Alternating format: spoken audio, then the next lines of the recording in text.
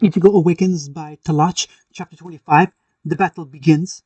The battle begins. Sokuku Hill. The assembly of captains and lieutenants watched in shock and awe at the upstart Ryoka holding back one of the most powerful weapons of the Shinigami with frightful ease. The oldest among the captains were merely surprised and impressed by the boy that earned their commander's trust. Zaraki felt his grip tighten and his new scar burn with excitement. This is impossible, yelled the Soy one, finding it hard to accept the reality before her. There you are, Kurosaki. Byakuya thought venomously, ready to fight the boy to the death if needed. So he is the one that's there to erase my sin. Unohana reflected in shock at the boy. He might just do it. She glanced at her current successor, who couldn't stop grinning manically and trembling in excitement. He even makes my blood boil. Just how powerful is he? If you could do this much, I'd be disappointed, Yamamoto thought. Yushiro should be here soon with the Shohin shield. How long will you last?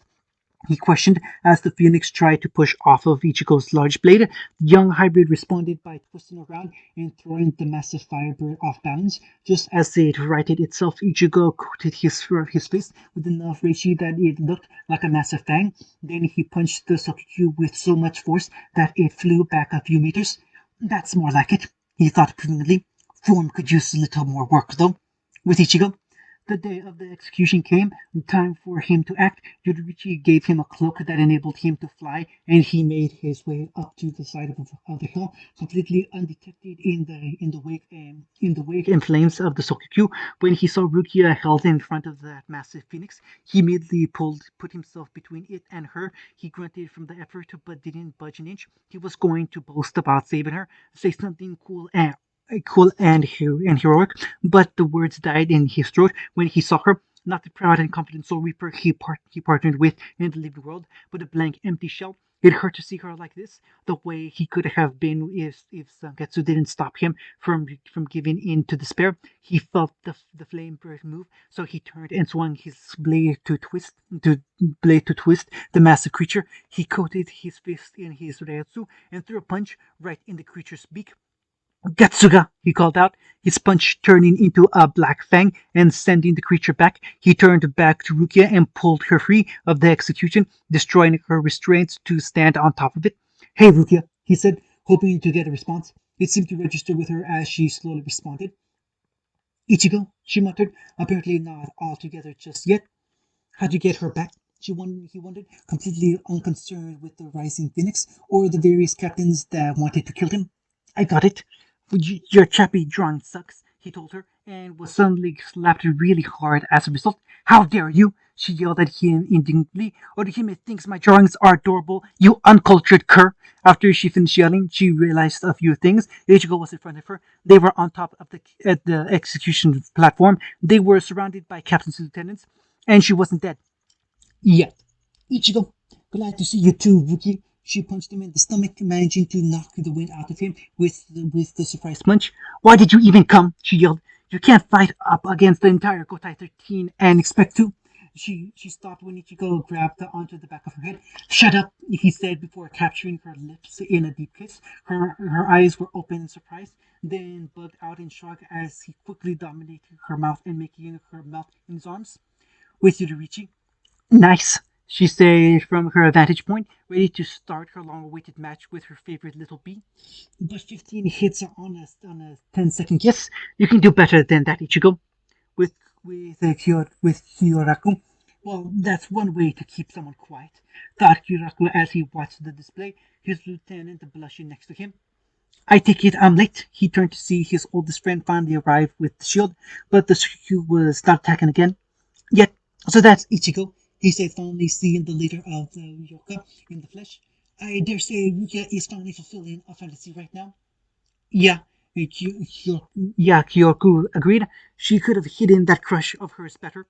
With Renji, amazing, thought that the two lieutenant. Even now, the gap was only widening between us in strength and courage. He lamented, never having the courage to admit his own feelings to anyone, even himself. If it makes her happy, then fine. Good luck, Ichigo. You'll need it. He then glanced to his captain, whose eye was twitching in the most subtle way possible. Because I has never seen Captain Kuchiki this mad before. with Ichigo. That should do it.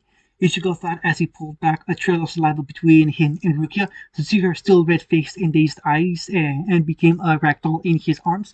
Claims to have lived 10 of my lifetimes. You'd think she was kissed at least once before. The moment was ruined by a loud screech of the Tokuku, readying itself for the next strike.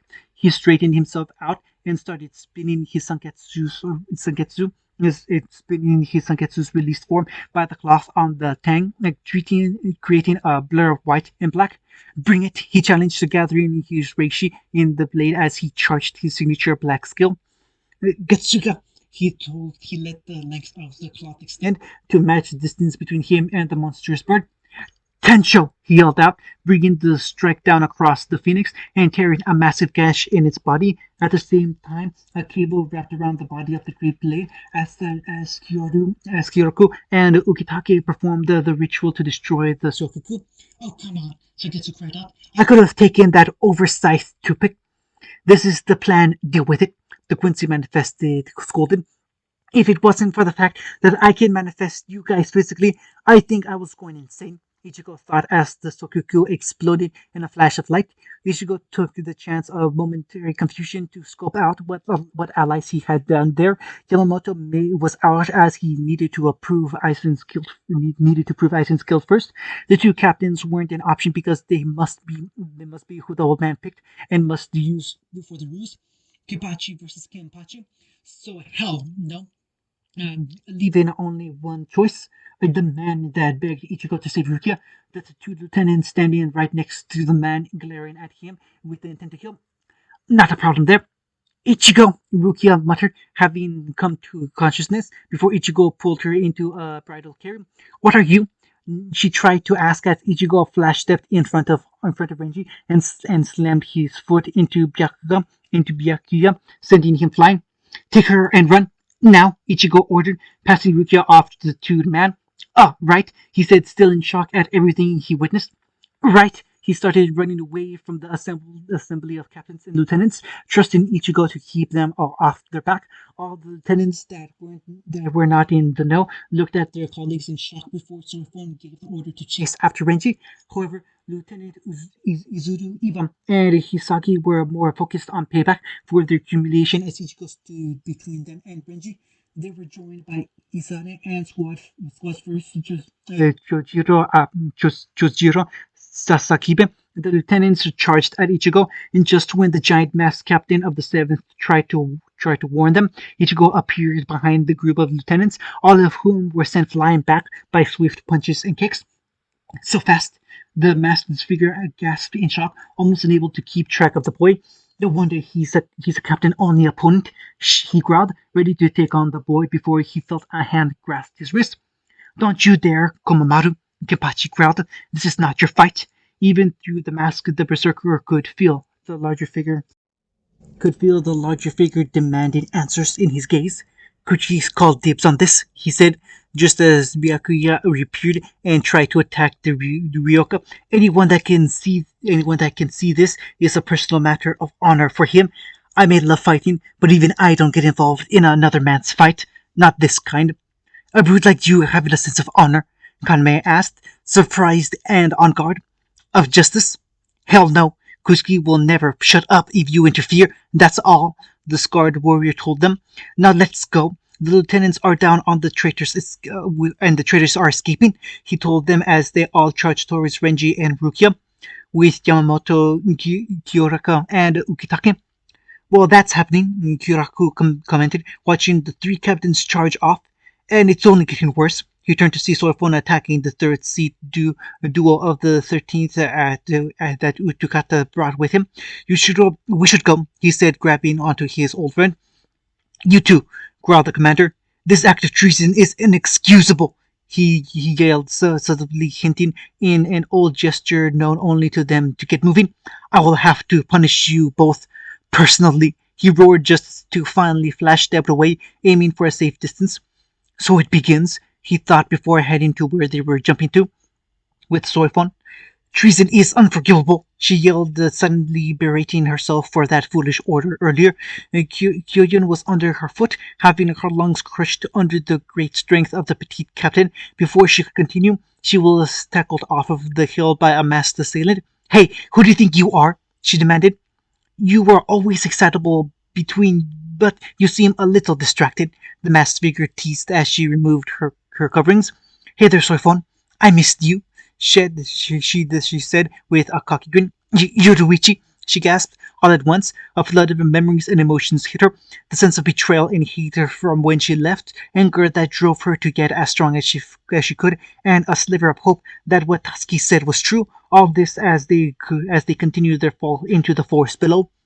With Unahana, she was sitting on the beast from form of her Sampakto, flying towards her division to drop off most of the defeated lieutenants. Her own lieutenant and Sasakiba were the least injured, as he was privy to the plan. He still had several fractured ribs, but he and Yamamoto knew enough healing Kido to fix that problem. Now was time for her next mission, letting Hitsugaya get into the C-46 chambers, first to act as an unknown variable to let Aizen think he's still in control if he is a traitor. If he was, she would stop him. She passed over where her successor was already distracting Tosen, as evidenced by the big black dome. Don't kill him yet, Saraki. Not until we get definite proof, she thought as she continued their fight in silence. Earlier with Kenpachi, the three were making their way towards Rukia and Renji. Zaraki leaped up with the other two on pure running strength instead of flash step. Tosen slowed himself down to sustain a conversation with one man who he thought would threaten the peace, and the last to side with justice. This was odd of you, Zaraki, he said, getting a curious glance from the one-eyed man. I always figured you for a brute and the last to care about justice and honor. Of course I don't care about any of that crap, he said before quickly slamming his fist into Kaname's face and stopping the chase. I just figured that was the best way to get you out of the way. And Kaname, Konomaru yelled, watching his friend fly into a building with the force of a strike. Zaraki, he roared in anger, unsheathing his blade to strike at the scarred man. Years of fighting and experience allowed him to catch the larger captain's hand and wrist and throw him towards his friend. I'm actually surprised you two didn't hear anything about it, he said as the two captains prepared to fight as he unsheathed his worn-chipped blade. Kenny and Ichi are friends now. Yachiru tripped her from her place on Kenpachi's back. Kenny fights alongside Ichi, and Ichi will fight Kenny as much as he wants. Yeah, basically, he agreed before telling the small girl to wait on the sidelines. Ichigo wants to save her. I want to fight him again, so I have to protect her. The only way you two are getting past me is if I'm dead. Tosen was the first to stand up. I always knew you would destroy the peace we worked so hard to maintain, he said, unsheathing his blade to prepare for the coming fight. As a man of peace and a captain of the Gotai 13, your very existence is unforgivable. For the sake of justice, you must die. Bankai, he called, placing a hand on the ring on Tsubaki of his blade, making it grow and multiple, sending them around the two combatants while Komomaru got out of the attack's range. The rings created a vacuum of darkness that removed almost all of Kenpachi's senses as the Bankai enveloped them both. Sutsumuchi Tutsishiki and Mam Korogi, he said, finalizing the technique. Welcome to this Muyu Hell, Soraki, where all senses of sight, sense, sound, and reishi sense become numb. Are you afraid? He said as he slashed the man before him. Any warrior, no matter how skilled, will feel fear when deprived of their senses so suddenly. Soraki tried to move before getting slashed again as Tosin kept moving. It's useless. You are too slow to counter me. Your loss of senses will be the... He tried to boast when Zaraki almost struck him. What the hell? He questioned, feeling concerned when he was in his element. I don't know if you can hear me, or if I'm even making a sound, Zaraki said, not hearing himself but feeling himself speak. But you just missed your one chance to kill me. Kaname felt himself grow more and more afraid. You wouldn't understand it, but let me tell you something. What it means to be the Kenpachi. Tosin made another strike that he managed to keep from becoming fatal and made his counterattack, which missed, but barely. The Kenpachi is one who cannot fall in battle, the greatest warrior of the 13 court guard squads, one that has fought countless battles and earned countless victories. To that end, I have lived for fighting. The one thing that excites me, makes my blood boil. Throughout all those countless fights, I have something you will never understand. Instinct, he said as he dodges the counter again. Instinct that keeps me focused, helps me adapt, even if I can only feel the sharp edge of your blade. He told Tozen, shocking the blind man at the revelation that the demon in the human skin was figuring out the one weakness of his Mankai. That one thing is more than enough for me to control this battle. But as much as this bores me, it suits my needs just fine. He said, dodging the next Slavia attack and grabbing hold of Tosen's hand and hilt. I'm supposed to keep you occupied, traitor. What? Konami froze. His technique failed to let him kill this monster before him. However, the accusation surprised him more. What do you mean? I mean, you are suspected of treason, Ichigo told the old man, who told Onahana, who asked me to keep you occupied. Soraki explained. She'll go into Central 46 if she finds Aizen alive. You are guilty for treason. The blind man began to shake at the revelation of the ruse coming undone after more than a century of planning, all because the old man took a chance to trust the Ryoka.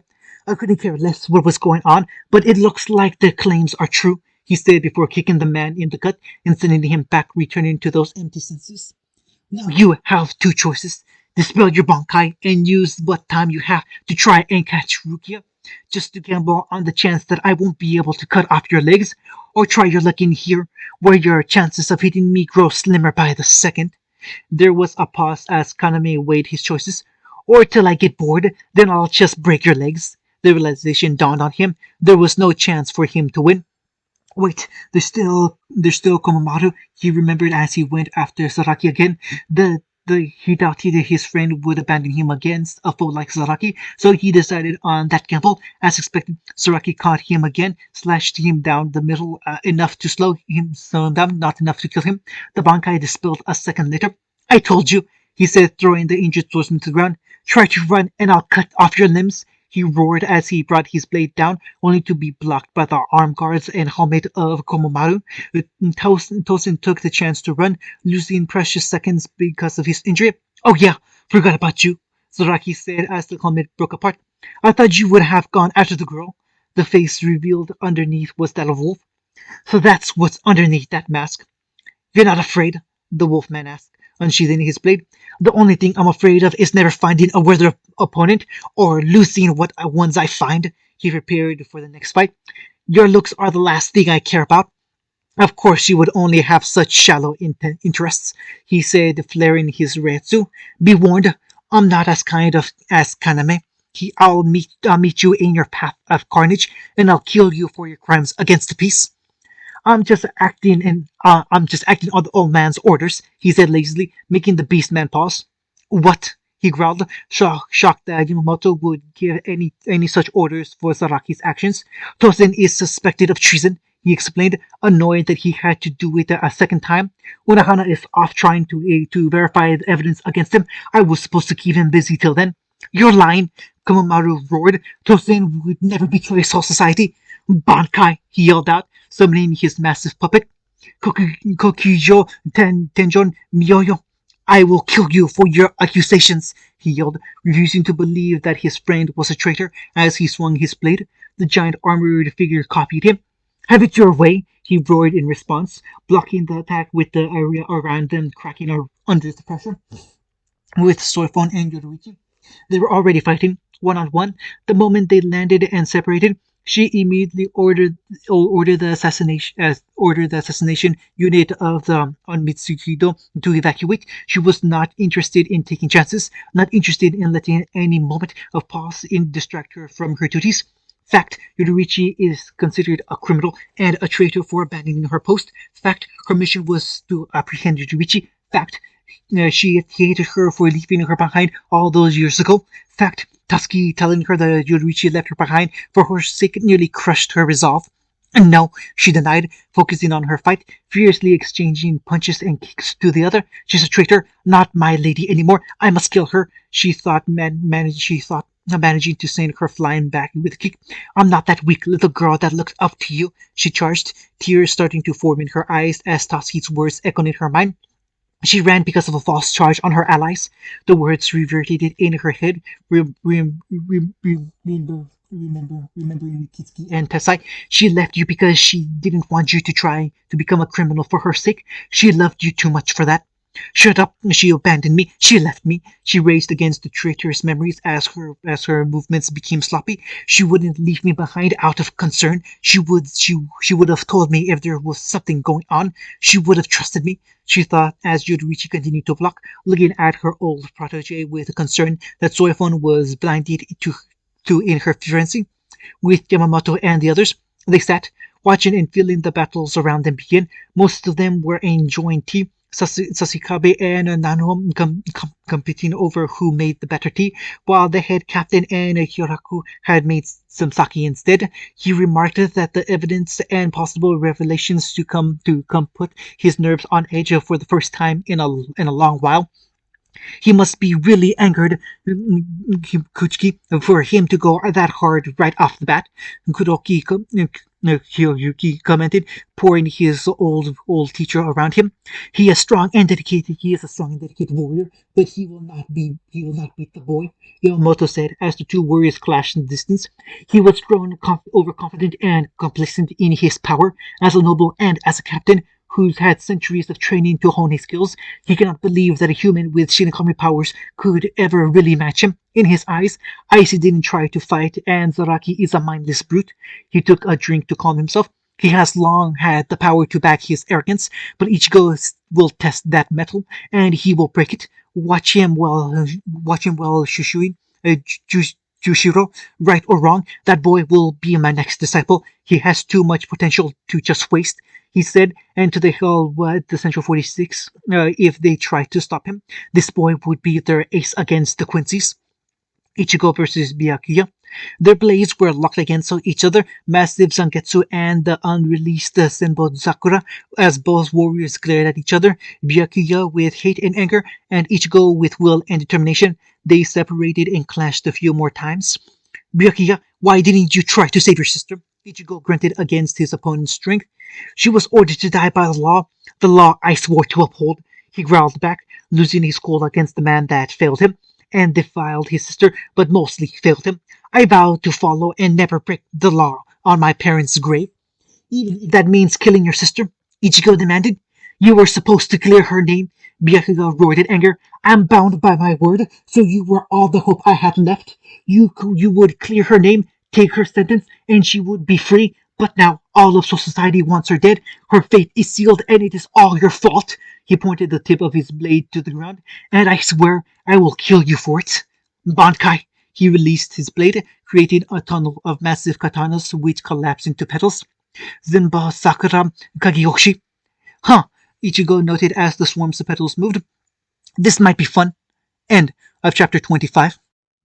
Ichigo Awakens by Talach. Chapter 26. Conspiracy Revealed. Conspiracy Revealed.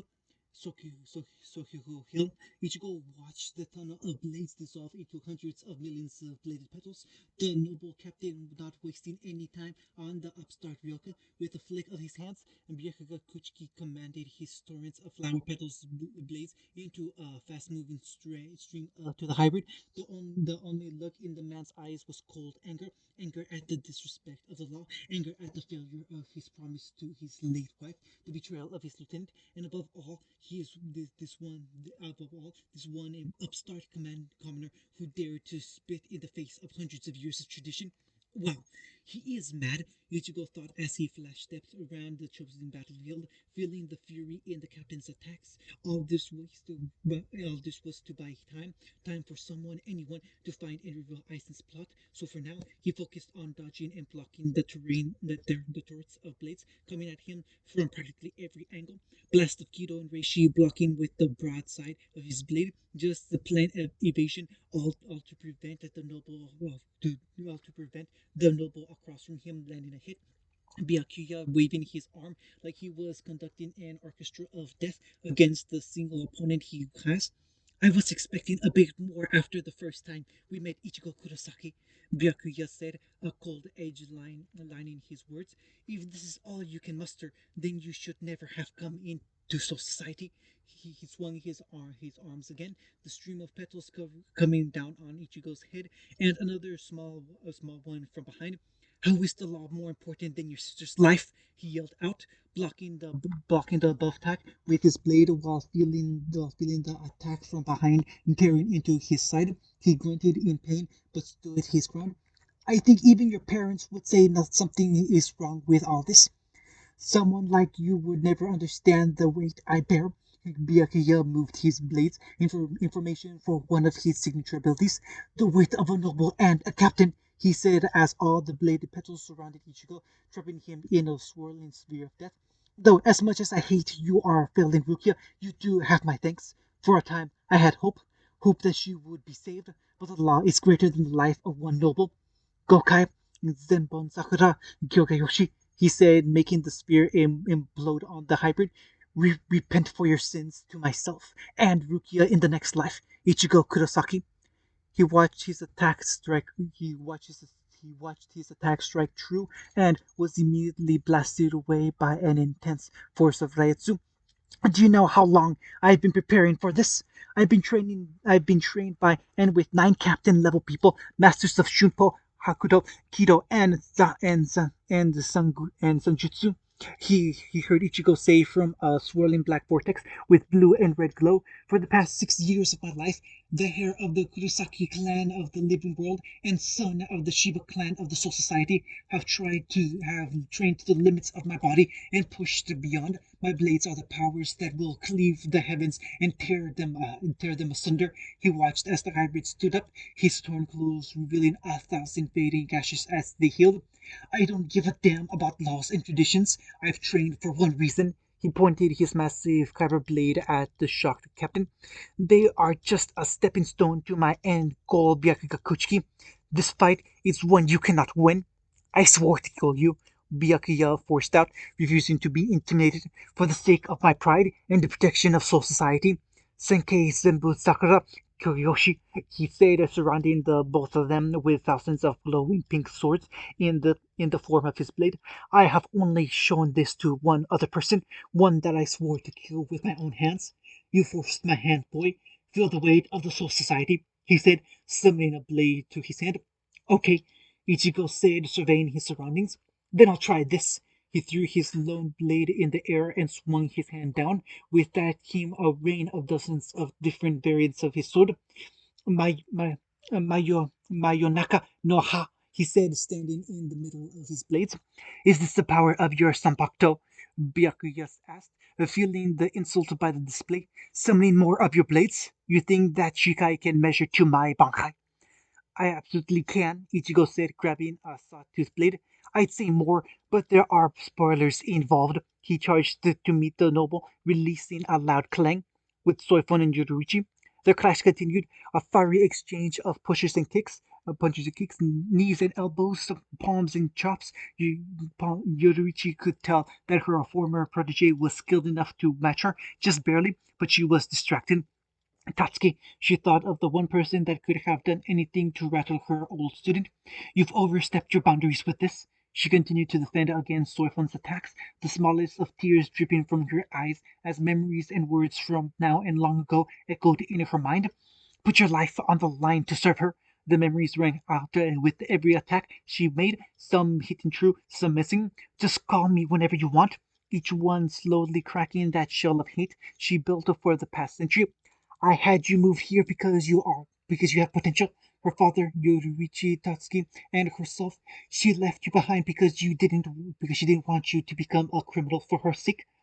I worship her. She loosed out a scream of fury as she unleashed the technique she made, resolved solely for his fight with her fallen mentor.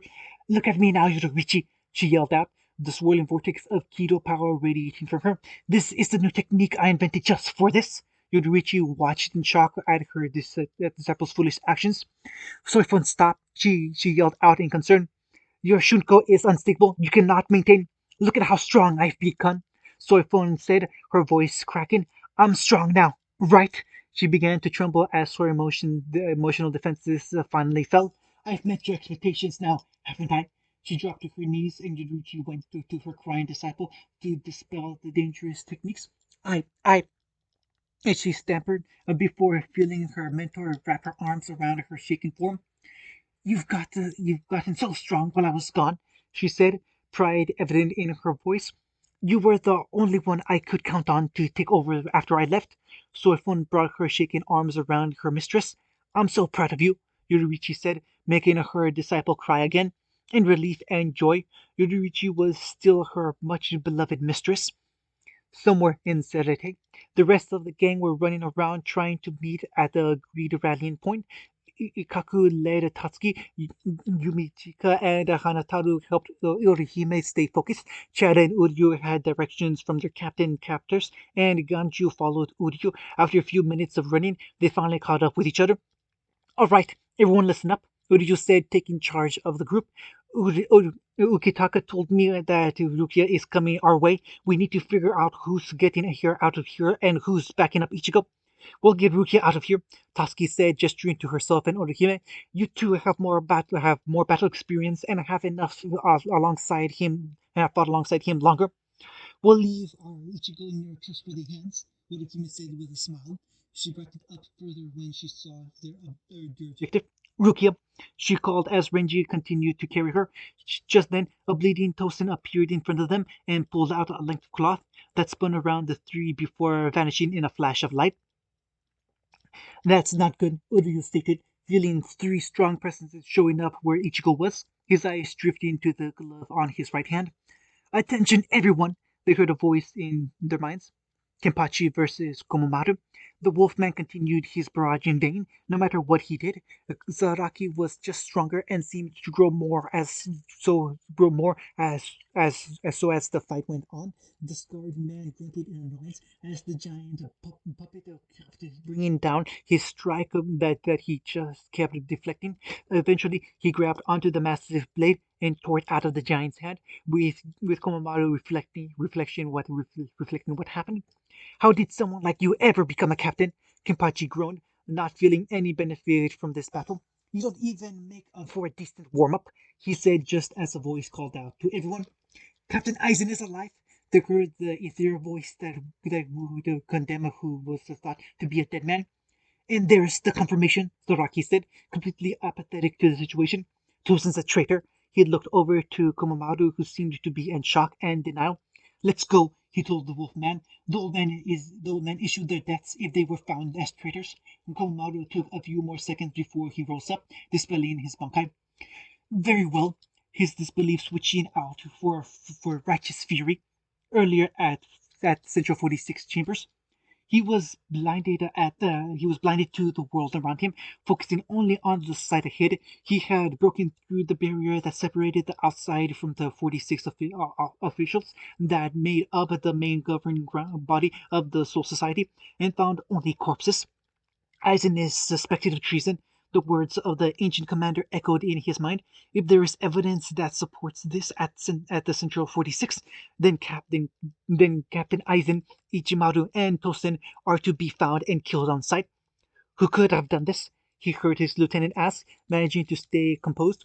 Captain, she asked in concern, shaking him.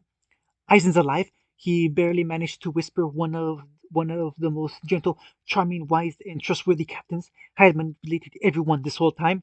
He's deeper inside, he said, trying to make any rational sense out of everything. If they were paying any attention, they would have noticed the Hinamari at the entrance, and again on the other side, beckoning her closer, silently. Captain, what are you talking about? She asked, desperate to understand what was going on. Ichigo told the head captain that Aizen was planning to betray Soul Society, he admitted, shocking his lieutenant. Gien and Tosen are his co-conspirators. They have been for centuries. He left Momo, his closest friend, in the care of a man trying to destroy society for decades. He looked to the only other entrance, deeper into the council's chambers. I need to see this. I need to see with my own eyes that Aizen is alive. He made his way inside, deeper into the forbidden sections of the building. His pace increased as he went deeper and deeper, hearing his childhood friend and a man he still wanted to think was dead. He reached them, seeing them embrace each other with a dark look in Aizen's eyes. He shampooed his way to them and ripped Himawari from the traitorous man's arms and felt cold steel pierce his back. Quite the troublemaker, aren't you, Hitsugaya? Aizen said. Toshiro looked to see again, smiling that sadistic smile at him. Toshiro, Momo asked as Rangiko pulled her away. What's happening? Captain Aizen? Rangiku! Hitsugaya yelled out, coughing up blood. Get Momo out of here and send the message. Aizen is a traitor! He ordered as Gin ripped the blade out of him. Rangiku attempted to run before getting bound. Bakudo 61! Riku Jokuro! Aizen calmly chanted, trapping all three. I was hoping to kill her quickly. A last courtesy to her. So easy to manipulate. Momo was in shock. Everything she was trying to deny anything but the kind, gentle captain she adored. But still useless. I was expecting her to try harder and die by Ichigo's hands, ruin more of his credibility. Instead, he made it to Yamamoto and told us everything. Another voice said as Unohana revealed herself, making Gin jump back to Aizen. I thought something was off with your fake body, but when I showed the Ryoka, they saw nothing. One of them even dispelled the illusion. Quite the dangerous Sanpakuto you have, she said as Toshiro slowly pushed himself up. I suggest running while you have the chance. Tozen wasn't nearly a match for Saraki, and Yamamoto's waiting for my lieutenant to signal everyone. She reached her hand to her braid and released it, letting her hair slowly unravel. Unless you'd like to gamble on a fight against me. Aizen glared at the captain and felt a sense of fear he hadn't had in a long time. Kian actively activated their escape spell just in time to hear Isane preparing her broadcast. Sokugo kill. Byakuya was forced on the defensive as Ichigo's unpredictable style assaulted him. Ichigo was practically seamless, switching between blades and style with ease. Every blade made him alter his fighting in the smallest way and didn't slow him down in the slightest. Different types of separated blades to tear away Byakuya's guard and slash him deeply. Hooked blades to put him in an extended grab and slam him against the ground. Slim for speed, wide for defenses and power. Wide for defense and power. Wide for defense and grab and power. Now Byakuya couldn't get close when Ichigo started summoning blades to his hand, much like he did, and started swinging them by the cloth like the demented dance. Ichigo spent the past 3 days adapting to his 100 different blades, and now it's shown.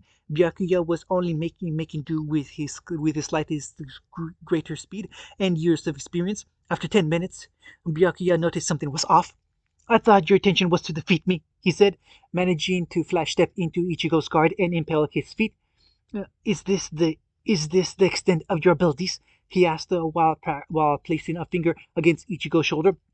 No, but you never know who's watching, Ichigo said, matching Byakuya's action but on the other side of his abdomen.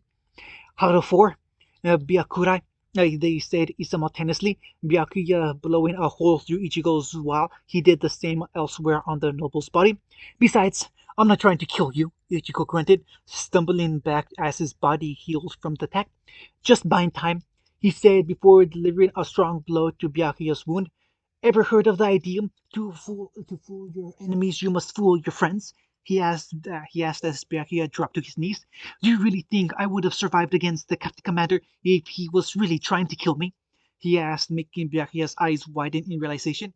The excessive punishment Rukia was sentenced to, the aggressive attack made against Ichigo, and the fact that he survived the head captain's wrath.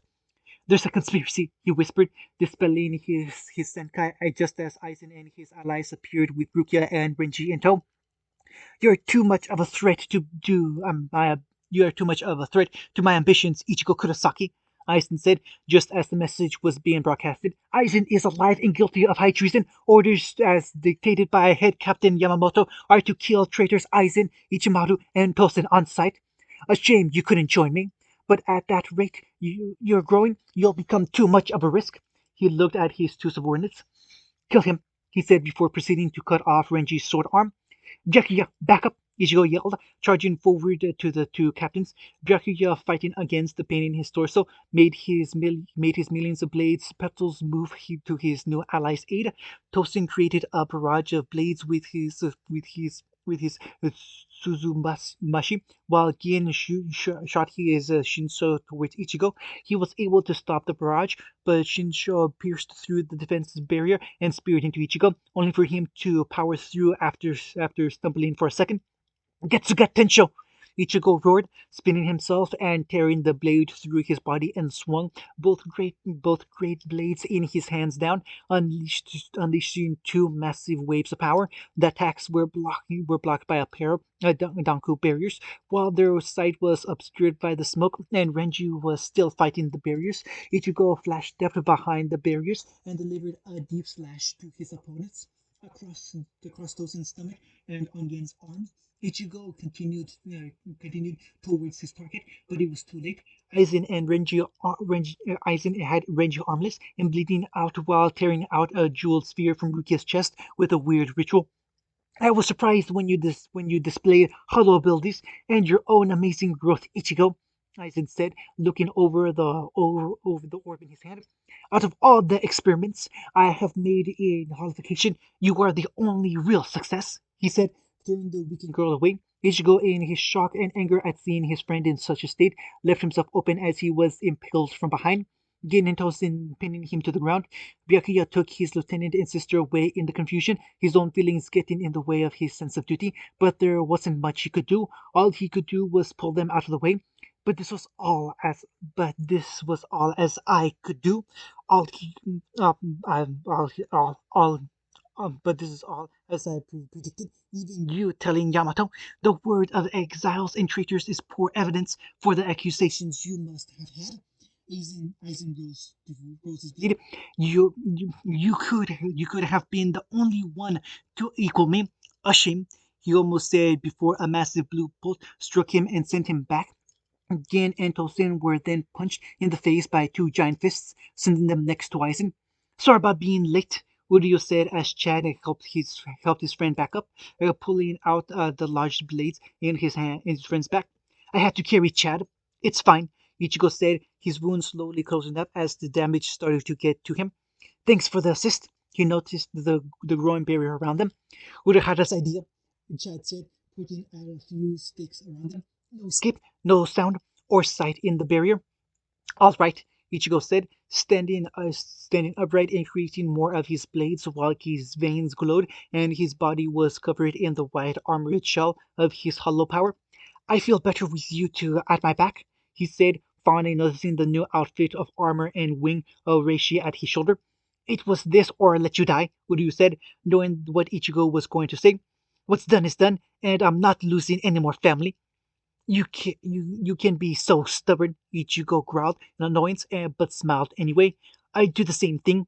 They all shared a smirk as the two sides charged at each other. End of chapter 26.